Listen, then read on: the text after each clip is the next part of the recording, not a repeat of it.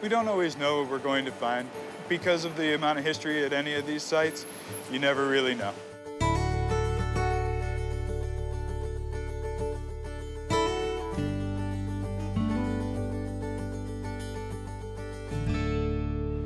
You can't drive through the boroughs of New York without seeing abandoned lots and wondering why they're empty. How long have they been that way? Did a business once thrive there? Most importantly, what has to be done to build something new there? Many of these lots are brownfields, or land with contamination left behind by a previous business. These empty lots pose challenges to new landowners and developers who want to come in and reuse the properties. New York City's past legacy of building and development is responsible for some of the contamination. Materials like coal ash and remnants from old building demolition were deposited over generations to fill in lowland areas around the city like coastlines, swamps, and wetlands to build up the amount of usable land. New York City's almost an archaeological site in and of itself, with layers and layers of redevelopment. And as you go through those layers, contamination is generally found. Today, brownfields are peppered throughout New York City, and most of the time people stroll right by them unaware. But the New York City Brownfield Cleanup Program, run by the city's Office of Environmental Remediation, is hard at work helping developers and property owners make sure these sites are properly investigated, cleaned up, and made safe for future residents. Understanding the environmental history of a brownfield is the starting point for a proper testing and cleanup strategy, something the Brownfield Cleanup Program requires for all properties enrolled. This is a key priority, according to Maureen Dooley, an environmental consultant who works with developers in the program. One of the first steps is just to look at the historical use. Is there any evidence or any suggestion that there was an underground storage tank? Are there any records that show any previous environmental investigations? Are there permits for specific chemicals? There are many ways that pollutants can contaminate a property. For example, chemicals can spill onto the ground or leak from an underground tank, which contaminates the surrounding soil. Once in the ground, infiltrating rainwater can carry chemicals further down to the water table, where they can pollute the groundwater. Polluted groundwater then forms a plume that extends in the direction that groundwater flows. Some chemicals that pollute groundwater can also release harmful soil vapors that can migrate upward to find their way into surrounding buildings. Because all this happens underground and cannot be seen directly, scientists need to sample soil, groundwater, and soil vapor to establish the extent of pollution and identify a cleanup plan. We're looking for any evidence that there's any contamination that may be left from some of the past usage.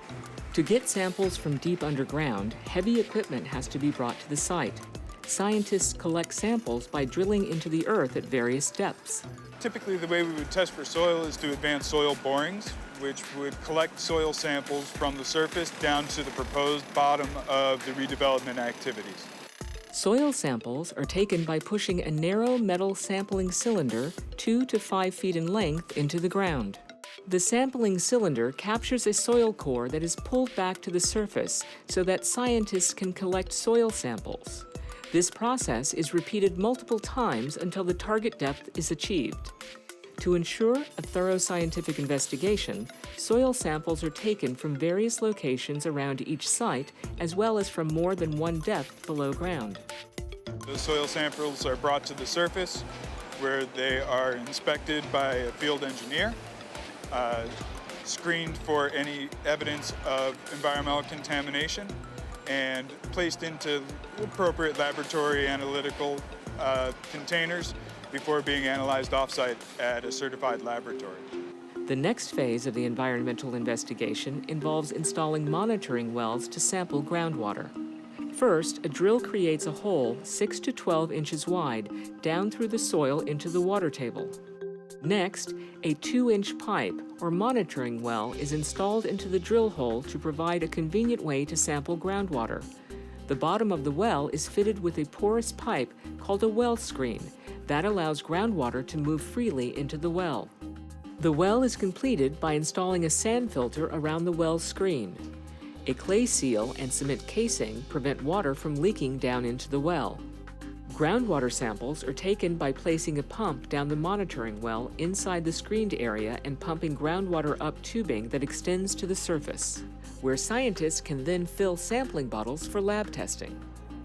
The third critical environmental media for scientists to test is soil vapor. Like soil and groundwater, soil vapor samples must be taken at several locations to characterize conditions across the whole site.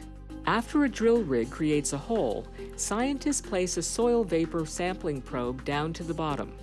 The probe has a small screen that allows soil vapors to move inside freely and is attached to tubing that extends to the top of the hole. Once the probe is in place, the hole is backfilled with sand followed by a clay seal to provide an airtight enclosure. A vacuum canister is then attached to the top of the tubing, and soil vapors are pulled into the canister for chemical testing at the lab. To test whether the seal at the ground surface is airtight and ensure that the underground soil vapor sample isn't mixing with outside air, scientists expose the seal to a tracer gas, helium, and measure whether helium is detected by the soil vapor probe. If there's no helium, we know we have a tight seal between surface air and ground soil vapor.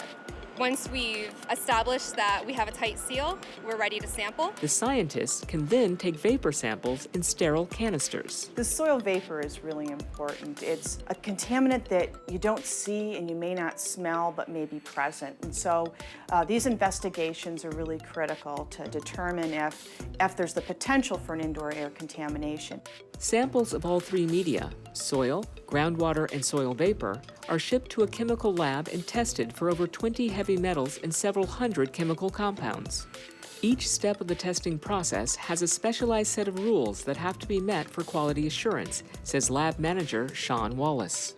The scientific investigation is the most important part. Was this a coal gas manufacturing site? Was it a plastics manufacturing site? Was it an old gas station? You can definitely get the story of a place based on what you find. This type of environmental work is carried out on vacant lots throughout New York City under the guidance of the New York City Office of Environmental Remediation, and is the first step in cleaning up sites and transforming long-neglected parts of New York City into places that are safe for residents and neighbors. We find every site is unique, and quite often we may find something we don't expect. So it's important to have a very thorough investigation, a complete data set.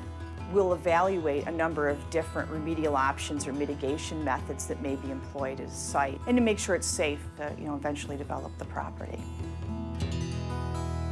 For more information about the New York City Brownfield Cleanup Program and other programs run by the Office of Environmental Remediation, go to nyc.gov and search for OER.